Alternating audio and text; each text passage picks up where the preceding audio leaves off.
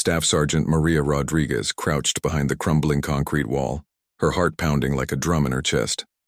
The Afghan sun beat down mercilessly on the small outpost, and sweat mixed with dust covered her face. She could hear the enemy fighters getting closer, their voices echoing through the narrow valley. Her fingers trembled as she checked her rifle for what felt like the 100th time that day. The morning had started like any other patrol. Maria and her squad had been tasked with checking on a remote village that had gone silent for 3 days. Intelligence suggested Taliban fighters might have moved into the area, but nobody expected what they found when they arrived at dawn. The village was empty, but not abandoned. Breakfast still sat on tables, tea grew cold in cups, and children's toys lay scattered in the dirt. Something had happened here, something that made an entire community disappear without a trace. Maria felt a chill run down her spine despite the growing heat of the day. Her squad leader, Sergeant First Class Johnson, motioned for the team to spread out and search the buildings. Maria took point with Private Chen, a young soldier on his first deployment. She could see the nervousness in his eyes, the way he gripped his weapon a little too tight. She remembered feeling the same way during her first tour in Iraq years ago. They moved carefully through the narrow streets, checking doorways and windows. The silence was unnerving. Even the dogs that usually barked at American soldiers were nowhere to be seen. Maria's training kicked in as she scanned for signs of improvised explosive devices or ambush positions. Every shadow could hide danger. Every doorway could conceal an enemy fighter. The attack came without warning. One moment they were examining an abandoned market stall, and the next moment the world exploded in gunfire and shouting. Maria threw herself behind a stone wall as bullets whizzed overhead, concrete chips flying in all directions. She could hear Johnson calling out positions and orders, but the sound seemed to come from very far away. Chen had taken cover behind an overturned cart 20 yards away. His face was pale with fear, but he was returning fire steadily. Maria felt proud of the young soldier even as her own situation grew more desperate. She could see muzzle flashes from at least 6 different positions surrounding their small patrol. The firefight stretched on for what felt like hours but was probably only minutes. Maria found herself rationing her ammunition, making every shot count. She had trained for this scenario countless times, but the reality was far more intense than any simulation. The smell of gunpowder filled her nostrils, and her ears rang from the constant sound of weapons firing. Johnson's voice crackled over the radio, calling for backup and air support. But Maria knew help was at least 30 minutes away, maybe more. The nearest base was across difficult terrain, and the enemy had chosen their ambush site well. The patrol was trapped in a natural bowl surrounded by higher ground on all sides. As the fight continued, Maria noticed their ammunition situation becoming critical. Johnson was shouting updates about enemy positions, but she could hear the worry in his voice. They were outnumbered and running low on supplies. The Taliban fighters seemed to have unlimited ammunition and were pressing their advantage. Private. Chen suddenly called out that he was down to his last magazine. Maria checked her own supply and felt her stomach drop. She had 2 magazines left, maybe 60 rounds total. At the rate they were firing to keep the enemy back, that would last maybe 10 more minutes. The enemy fighters seemed to sense their weakness. The volume of incoming fire increased, and Maria could hear voices getting closer. They were moving in for the final assault, confident that the American patrol was nearly finished. She pressed herself lower against the wall and tried to control her breathing. That was when she heard the distinctive sound of helicopters in the distance. But even as hope flared in her chest, she realized they might not arrive in time. The enemy was advancing quickly, and her ammunition was almost gone. She could see Chen frantically trying to make his shots count, but she knew he was in the same desperate situation. Maria thought about her family back home in Texas. Her mother would be getting ready for work at the hospital, probably making coffee and checking the news. Her younger brother would be getting ready for school, complaining about some test or assignment. They had no idea that halfway around the world, their daughter and sister was fighting for her life in a dusty Afghan village. The sound of the helicopters grew louder, but so did the enemy voices. Maria could make out individual words now, fighters coordinating their final assault. She estimated they had maybe 5 minutes before being overrun. Her hands were steady as she prepared for what might be her last fight, but inside her mind was racing through options and possibilities. She thought about her training, about all the scenarios they had practiced. But none of those exercises had captured the reality of being nearly out of ammunition with enemies closing in from all sides. She could hear Johnson still trying to coordinate their defense, but she could tell from his voice that he was fighting the same desperate battle with dwindling supplies. The helicopters were definitely getting closer now. Maria allowed herself a moment of hope that they might make it out of the situation alive. But she also knew that hope was dangerous in combat.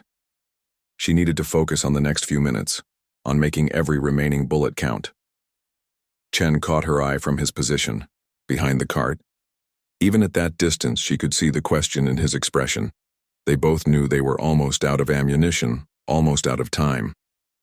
Maria gave him what she hoped was a confident nod, even though inside she was calculating how to make her last magazine stretch as long as possible. The enemy fighters were moving closer now, emboldened by the decreasing return fire from the American position. Maria could see movement among the buildings, shadows flitting from doorway to doorway as they closed the distance. She took careful aim and fired single shots, each one designed to keep the attackers back for just a few more precious seconds. The helicopter noise grew louder, but Maria knew it might not matter. She was down to her final magazine now, and the Taliban fighters were getting bolder. She could see them moving from building to building, using the morning shadows to mask their approach. Her training told her to stay calm, but her heart was racing as she counted the remaining bullets in her head. Johnson's voice came over the radio again, but this time it was different. He wasn't just calling for backup anymore. He was coordinating with someone new, someone whose voice carried an authority that made even the veteran sergeant sound respectful. Maria couldn't make out all the words over the gunfire, but she heard enough to know that reinforcements were finally arriving. The first helicopter appeared over the ridge like an angel of death, its rotors chopping through the morning air. Maria felt a surge of relief, but it was quickly replaced by concern as she saw enemy fighters adjusting their positions to engage the aircraft. Rocket-propelled grenades streaked through the sky, and the helicopter pilot had to take evasive action. From her position behind the wall, Maria watched as the second helicopter came into view. This one was different, flying lower and more aggressively. Even through the chaos of the firefight, she could see soldiers preparing to rope down from the aircraft. These weren't regular infantry troops. Their equipment was different, their movements more precise. These were special operations forces. The lead helicopter found a landing zone about 200 yards away, beyond the immediate combat area. Maria watched as figures in combat gear fast roped down with practiced efficiency. Even from her distant position, she could tell these soldiers moved differently than regular troops. Every movement was deliberate, controlled, professional. But the distance between the landing zone and Maria's position might as well have been a mile. The Taliban fighters had positioned themselves perfectly to prevent any rescue attempt. Maria could see at least 8 enemy positions between her patrol and the incoming reinforcements. Getting through that gauntlet would require either incredible luck or exceptional skill. The special operations team immediately began engaging the enemy positions with coordinated fire. Maria could hear the distinctive sound of their weapons, different from the standard M4 rifles her patrol carried. These soldiers had access to equipment her unit could only dream of, but even their superior firepower couldn't instantly solve the tactical problem. Private Chen was waving frantically from his position behind the overturned cart. Maria could see he was trying to communicate something, but the noise of the battle made it impossible to hear. She looked in the direction he was pointing and saw movement in one of the buildings they had cleared earlier. Enemy fighters had circled around behind them. The realization hit Maria like a physical blow. They weren't just running out of ammunition. They were about to be surrounded completely. The Taliban had used the confusion of the helicopter arrival to move fighters into position behind the American patrol. In a few minutes, they would be caught in crossfire with no escape route. She made a quick decision and sprinted from her cover toward Chen's position. Bullets cracked through the air around her, but somehow she made it across the open ground without being hit. Chen grabbed her arm as she slid behind the cart, his eyes wide with fear and adrenaline. "They're behind us," Chen shouted over the gunfire. "At least 4 fighters in the building we cleared this morning.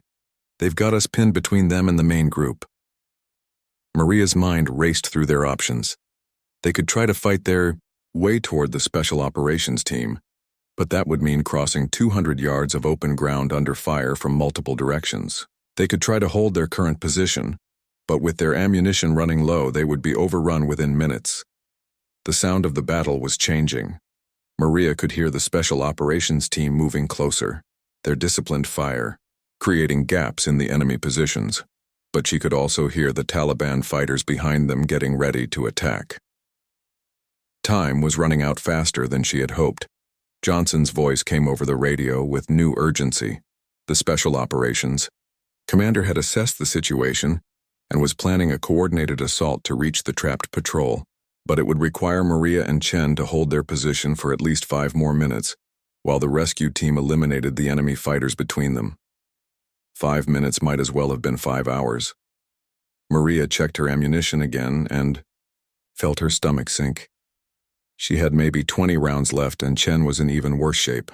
The Taliban fighters knew exactly where they were now, and the incoming fire was getting more accurate by the second. The building behind them erupted in gunfire as the hidden Taliban fighters opened up on their position. Bullets sparked off the metal carton whined through the air inches from Maria's head. She and Chen pressed themselves as low as possible, but there was nowhere to go. They were completely exposed from behind. Maria made another quick decision. She grabbed 2 grenades from her belt and handed one to Chen. "On my mark, we throw these behind us and then make a run for that stone building," she shouted, pointing to a structure about 50 yards away that might offer better cover. Chen nodded, his face pale but determined. Maria could see he was scared, but he was ready to follow her lead. She felt a surge of pride in the young soldier, even as she calculated their chances of survival. The run to the stone building would expose them to fire from multiple directions, but staying where they were meant certain death. The Special Operations team was getting closer. Maria could see one of their soldiers moving along the ridge, systematically eliminating Taliban positions with precision fire. These weren't ordinary soldiers. Every movement was calculated, every shot perfectly placed. But even their expertise couldn't solve the immediate problem of Maria and Chen being caught in a crossfire. She was about to give Chen the signal to throw his grenade when something unexpected happened. A new voice came over the radio, speaking directly to Johnson, but loud enough for everyone to hear. The voice was calm, authoritative, and completely unshaken by the chaos of the battle. "Bravo 6, this is SEAL Team Commander. I have eyes on your people. Stand by for immediate support." Maria had heard stories about Navy SEALs, but she had never worked with them directly. The reputation was legendary, but she wondered what even the most elite soldiers could do in this situation. The tactical problem remained the same regardless of who was trying to solve it. They were still trapped, still running out of ammunition, still facing enemy fire from multiple directions. The SEAL commander's voice came over the radio again, this time with specific instructions. "Rodriguez, Chen, on my mark, you move to the stone building. We'll provide covering fire. Wait for my signal." Maria was surprised the commander knew her name, but there was no time to wonder about it. She could see muzzle flashes from the ridge as the SEAL team engaged the Taliban positions with devastating accuracy. The volume of incoming fire decreased noticeably, but Maria knew it was only temporary. The enemy fighters would adjust their positions and resume the attack within moments. The SEAL commander's voice cut through the chaos with surgical precision. "Rodriguez, Chen, move now." Maria grabbed Chen's arm and they broke from cover, sprinting toward the stone building as fast as their legs could carry them. The world around them exploded into motion and sound. Bullets cracked through the air so close she could feel the heat, and dust kicked up from impacts all around their feet. But something was different this time. The covering fire from the SEAL team wasn't random or scattered like typical suppressive fire. Every shot seemed to have a specific purpose, eliminating threats with mechanical precision. Maria could see Taliban fighters ducking for cover or being forced to change positions just as they were about to fire at the running Americans. They made it to the stone building in what felt like a miracle. Maria's lungs burned from the sprint, and her hand shook as she checked her rifle. Chen was breathing hard beside her, but he was alive and unhurt. The stone walls were thick enough to stop small arms fire, giving them their first real protection since the ambush began. From their new position, Maria could see more of the battlefield. The SEAL team had spread out along the ridge in positions that gave them overlapping fields of fire. She counted at least 6 operators, each one moving with the kind of precision that only came from years of elite training and combat experience. The team leader was positioned slightly forward of the others, where he could observe the entire battle space. Even at a distance, Maria could tell this was someone special. His movements were economical, purposeful, never wasted. When he fired, Taliban fighters stopped moving. When he spoke into his radio, things happened immediately. Johnson's voice crackled over the radio with an update on their ammunition situation. The entire patrol was running critically low. Even with the SEAL team providing support, they couldn't hold their positions much longer without resupply. The nearest ammunition depot was back at the main base, too far away to help in time. The SEAL commander seemed to understand the situation immediately. His voice came over the radio again, calm and confident despite the desperate circumstances.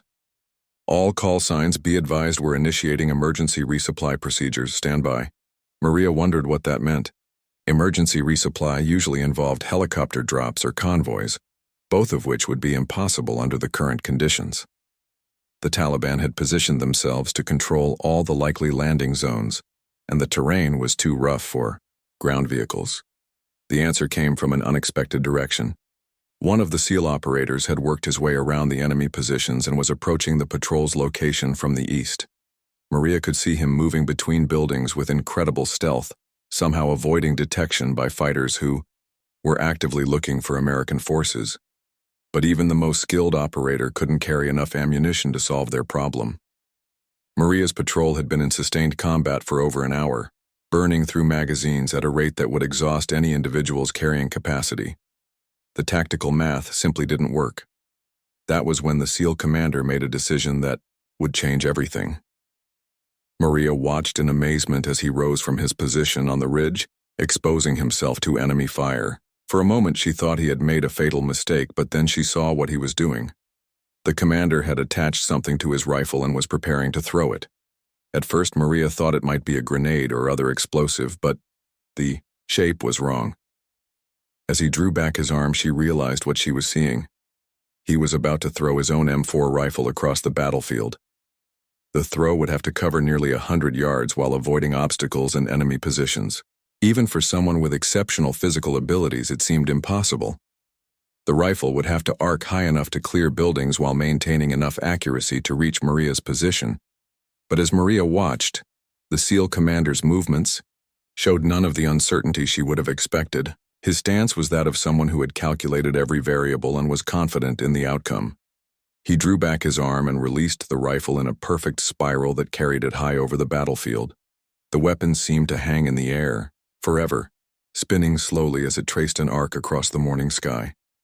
Taliban fighters spotted it and began firing at the flying rifle, but their shots went wide. The commander had timed his throw perfectly, sending the weapon over their heads at the moment when they were focused on other threats. Maria held her breath as the rifle reached the peak of its arc and began to descend toward their position. The angle looked perfect, but she knew that even a small miscalculation would send the weapon crashing into a wall or falling short into enemy territory. Chen was staring up at the approaching rifle with wide eyes, hardly believing what he was seeing. The M4 landed with a metallic clatter just inside their stone shelter, exactly where the commander had aimed. Maria grabbed it immediately and discovered that it wasn't just a rifle. The weapon was equipped with the advanced optics package she had never seen before, and extra magazines were taped to the stock in a professional field modification. But more importantly, as she examined the weapon, Maria realized it represented something beyond mere ammunition resupply. The SEAL commander had thrown her his personal rifle, the weapon he depended on for his own survival. In the middle of a desperate firefight, he had chosen to arm her rather than keep his best equipment for himself. The implications hit her immediately. This wasn't just about giving her more bullets. The commander's rifle was configured for precision shooting, with modifications that would allow her to engage targets at ranges impossible with her standard infantry weapon. He hadn't just given her ammunition, he had given her the capability to change the tactical situation. Maria quickly familiarized herself with the weapon's controls and sight picture. The advanced optics allowed her to see details of the enemy positions that had been invisible before. She could count individual Taliban fighters and identify their weapons and positions with crystal clarity. The first shot she fired from the SEAL commander's rifle eliminated a Taliban machine gunner who had been pinning down Johnson's position for the past 20 minutes. The precision of the weapon and the clarity of the optics made the shot almost easy, even at a range where her old rifle would have been ineffective. Chen watched in amazement as Maria began systematically engaging enemy positions with the commander's weapon. Each shot was carefully aimed and precisely placed, making the most of the limited ammunition while maximizing the tactical impact. The Taliban fighters began to realize that something had changed, that the Americans had somehow acquired new capabilities. Over the radio, Maria could hear the SEAL commander coordinating the overall battle while fighting with a backup weapon. His voice never changed, never showed concern about having given away his primary rifle. If anything, he seemed pleased that his weapon was being put to good use by someone who could maximize its effectiveness. The tide of the battle was beginning to shift. With Maria providing precision fire from the stone building and the SEAL team maintaining pressure from the ridge, the Taliban fighters found themselves caught between superior forces with better equipment and training. Their initial advantage was evaporating as the Americans demonstrated the kind of tactical flexibility that separated professional soldiers from militia fighters. With the SEAL commander's rifle in her hands, Maria felt like she had been transformed from a desperate survivor into a precision weapon. The advanced optics revealed enemy positions she couldn't have seen with her standard equipment, and the rifle's accuracy allowed her to engage targets at distances that would have been impossible before. She methodically began eliminating the Taliban fighters who posed the greatest threat to her patrol.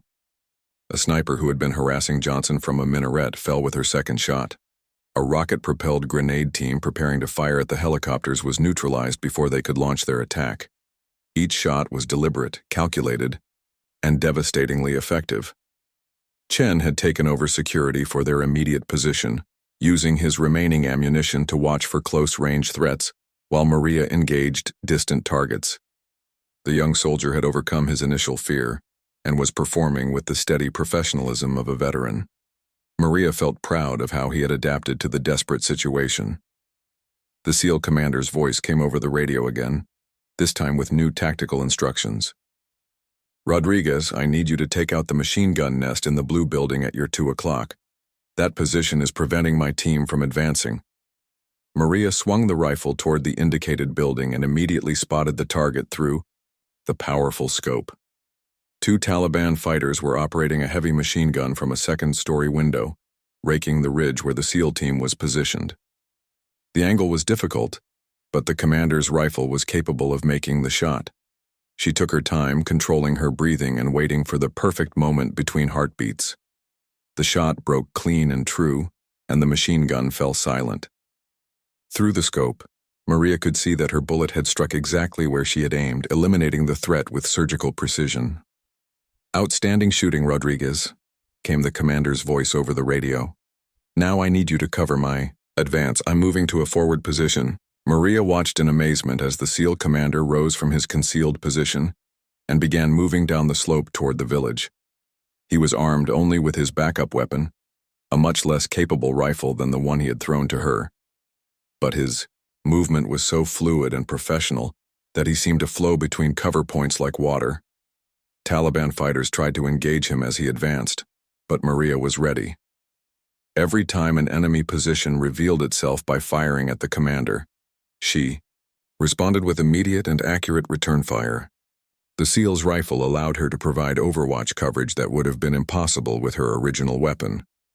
The commander reached a stone wall about 50 yards closer to Maria's position and took cover behind it. From his new location, he could engage enemy positions that had been protected by terrain features. Maria could hear his backup weapon firing in controlled bursts, each engagement brief but effective. Johnson's voice came over the radio with an update on the patrols. Status. The arrival of the SEAL team and the precision fire from Maria's position had broken the back of the Taliban attack, but enemy fighters were still in several buildings around the village. The battle wasn't over yet. All stations, be advised we have additional enemy forces moving in from the north, reported one of the SEAL team members from his position on the ridge. Looks like reinforcements, at least a dozen fighters with heavy weapons. Maria felt her heart sink. Just when it seemed like they might survive the initial ambush, new threats were appearing.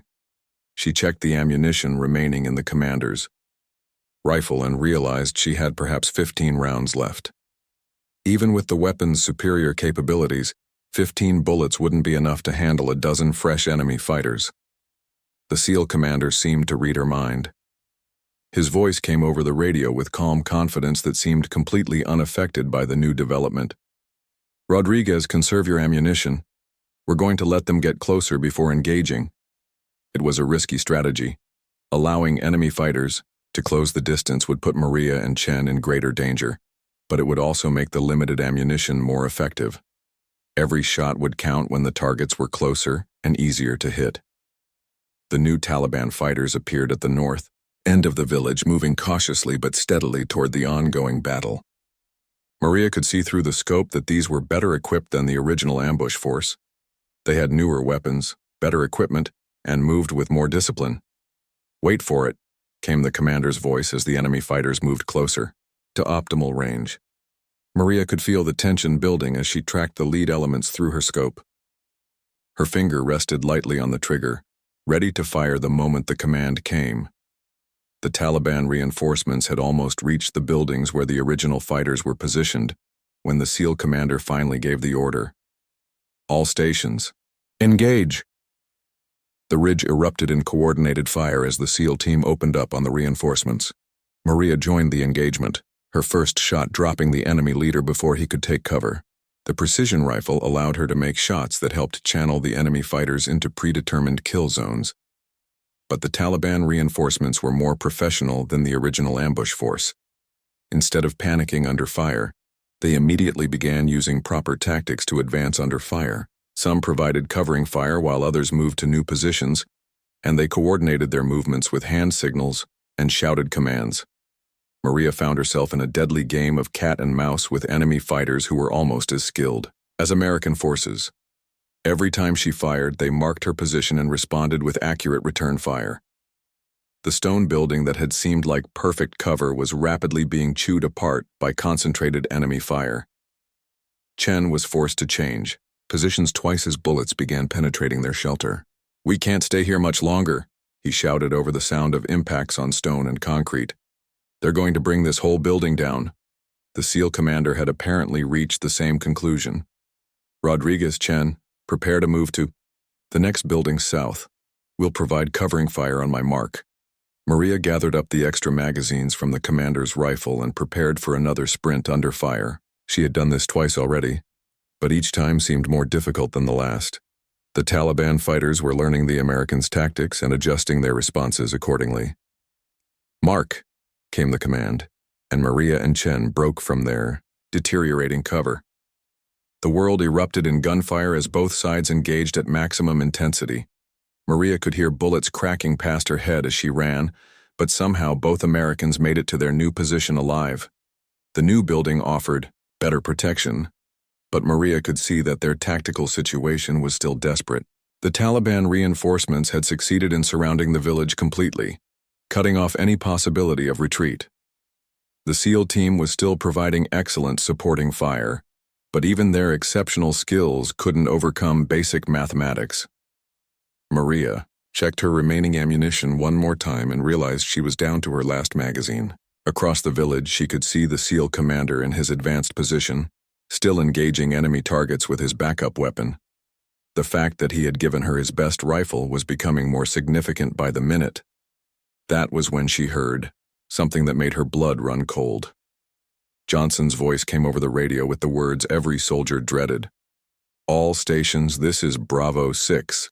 We are completely surrounded and critically low on ammunition. Request immediate extraction or we will be overrun." The radio crackled with urgent communications as Johnson's distress call reached higher command. Maria could hear multiple voices coordinating response options, but she knew the harsh reality of their situation. Even the fastest helicopter would take 20 minutes to reach their position, and they had maybe 5 minutes of ammunition remaining. The SEAL commander's voice cut through the radio chatter with absolute authority. "All stations, this is SEAL Actual. We are not leaving anyone behind. Prepare for close assault." Maria watched in disbelief as the commander rose from his protected position and began moving directly toward the heaviest concentration of enemy fighters. He was armed only with his backup rifle and whatever ammunition he had carried into the battle, but he moved with the confidence of someone who had never lost a fight. The other SEAL team members immediately began providing covering fire, but Maria could see that the commander's route would take him through a gauntlet of enemy positions. Taliban fighters were already adjusting their weapons to engage him as he advanced. It looked like a suicide mission. That was when Maria understood what she had to do. The SEAL commander had given her his best weapon and his trust. Now she had the opportunity to return that trust by using his rifle to clear a path for his advance. She had perhaps 12 rounds remaining, and every shot would have to count. Her first target was a Taliban fighter with a rocket-propelled grenade who was preparing to fire at the advancing commander. The shot was over 200 yards through, a narrow gap between buildings, but the SEAL's rifle made it possible. The grenade launcher fell silent. Moving the rifle smoothly to her next target, Maria eliminated a machine gunner who had the commander pinned behind a low wall. The precision optics allowed her to see exactly where to place the shot for maximum effect. The Taliban fighter dropped and the commander immediately resumed his advance. Chen was providing security for their position, his few remaining rounds carefully rationed for close-range threats. Maria could see the determination in his young face as he prepared for what might be their final stand. The boy who had been terrified that morning had become a soldier. The SEAL commander reached the first building and began clearing rooms with systematic efficiency. Maria could hear the distinctive sound of his weapon firing in controlled bursts as he eliminated enemy positions one by one. His movement through the building was so fast and professional that Taliban fighters couldn't adjust to his presence. But more enemy fighters were moving to intercept him. Maria could see at least 6 Taliban reinforcements converging on the commander's position from multiple directions. Her ammunition was down to 8 rounds, and she couldn't possibly eliminate all the threats before they reached him. The solution came from an unexpected source. Johnson's voice crackled over the radio with new authority. "All Bravo elements fix bayonets and prepare for final assault. We're going to join our SEAL brothers." Maria watched as the surviving members of her patrol emerged from their positions and began moving toward the center of the village. They had almost no ammunition left, but they were still soldiers, and they weren't going to let the SEAL team fight alone. Johnson led the way, his rifle at the ready despite having only a few bullets remaining. The sight of American soldiers advancing under impossible odds seemed to energize the SEAL team. Their rate of fire increased, and their movements became even more aggressive. The Taliban fighters found themselves facing opponents who refused to be defeated, despite overwhelming disadvantages. Maria used her remaining ammunition to provide overwatch for both groups as they converged on the enemy positions. Each shot eliminated a specific threat to the advancing Americans: a sniper who had Johnson in his sights, a Taliban fighter preparing to throw a grenade, an enemy leader trying to coordinate a counterattack. With her final round, Maria eliminated a Taliban fighter who had managed to get behind the SEAL commander's position. The shot was the most difficult she had ever attempted, over 250 yards through multiple obstacles, but the commander's rifle was equal to the challenge. Then her ammunition was gone. Maria set down the empty rifle and drew her sidearm, a 9mm pistol with 2 magazines remaining. It was a poor substitute for the precision rifle, but it was all she had left. Chen was in the same situation, down to his pistol and a few grenades. The SEAL commander had reached the central courtyard of the village, where the largest group of Taliban fighters had taken cover. Maria could see him moving from position to position, clearing enemy fighters with mechanical precision. But even his exceptional skills couldn't overcome the simple mathematics of being outnumbered 10 to 1. That was when Johnson and the surviving patrol members reached the courtyard. The sound of the battle changed as American soldiers engaged in close-quarters combat with Taliban fighters. Maria could hear shouting, the clash of metal, and the distinctive sound of hand-to-hand fighting. She made a decision that surprised, even herself. Grabbing her remaining grenades, Maria turned to Chen. "Cover me, I'm going down there." Before Chen could object, Maria was running toward the courtyard. She could hear him calling after her, but there was no time for discussion. The SEAL commander had risked everything to save her patrol, and now it was her turn to return the favor. The scene in the courtyard was chaos. American and Taliban fighters were mixed together in close combat, making it impossible to use precision weapons without risking friendly fire. Maria could see Johnson wrestling with a Taliban fighter, while the SEAL commander engaged multiple enemies simultaneously. She pulled the pin on her first grenade and threw it toward a group of enemy fighters, who were trying to flank Johnson's position. The explosion scattered them and gave the sergeant room to maneuver. Her second grenade cleared a path for the SEAL commander to reach better cover. With her grenades expended, Maria drew her pistol and began engaging targets at close range. The urban combat was intense and personal, nothing like the long-range precision shooting she had been doing with the SEAL commander's rifle. Every enemy fighter was close enough to see clearly, close enough to matter. The tide of the battle was finally turning. The combination of SEAL team precision, patrol determination, and desperate courage was overwhelming the Taliban fighters. Enemy resistance began to crumble as their casualties mounted, and their tactical situation became hopeless. Maria found herself standing next to the SEAL commander as the last shots of the battle echoed through the village. He was reloading his backup weapon with practiced efficiency, his eyes already scanning for any remaining threats. Despite having been in sustained combat for over 2 hours, he looked ready to continue fighting. "Outstanding work with my rifle," he said simply. "You probably saved my life half a dozen times during that advance." Maria felt a surge of pride at the recognition, but also a deep respect for the man who had trusted her with his most important piece of equipment. "Thank you for throwing it to me, sir. I don't think we would have made it without that weapon." The sound of helicopters was growing louder as evacuation aircraft finally reached their position. The battle was over, but Maria knew she would never forget the moment when a SEAL commander had thrown her his rifle across a battlefield, trusting her to make the shots that would save all their lives.